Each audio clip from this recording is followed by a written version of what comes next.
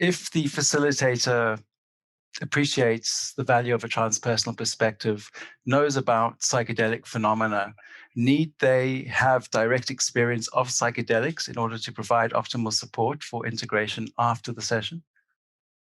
I'm I'm a bit hardline in this, which a lot of my colleagues would disagree with vehemently. But I think yes. I think that it's important. I mean, for some people, there'll be some reason why they absolutely cannot have that kind of experience. But I think overall, I mean, it's like, would you have a driving lesson for someone that had never driven a car? You know, it's not, you're not teaching someone how to do something, but you are. Um, I think what is really helpful for people when they are going into those experiences, because they are so weird often, they're often so weird and often really terrifying, to be able to let go into those experiences, having people around you, whether it's in the actual session or in the integration, that kind of know the terrain, I think is one of the most important things for people. So I would say, yeah. I think I'd happen to, not actually being a psychedelic therapist or sitter, but just my own work and experience.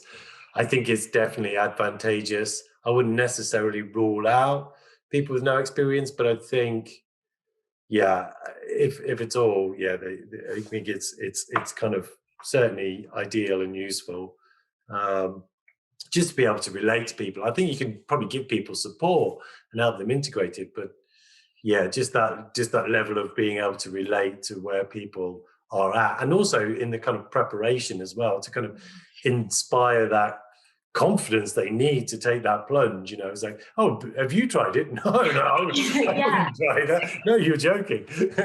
Like, yeah, exactly. And I think it's because it can often be really hard. Like, so I remember once going to a conference and having listened to a talk by a psychiatrist that was talking about ketamine therapy, and somebody asked him if he'd ever tried ketamine. He said, "Oh God, absolutely not. It looks awful." And I was just like, and that's the thing. Like, I mean, I'd had like psychedelic experiences when I was younger, but going in deep with like therapeutic psychedelic experiences, I only did after getting involved in this work, because I felt like I had to.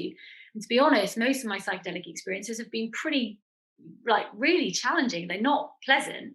You know, it's not something I look forward to doing. They're pretty harrowing usually.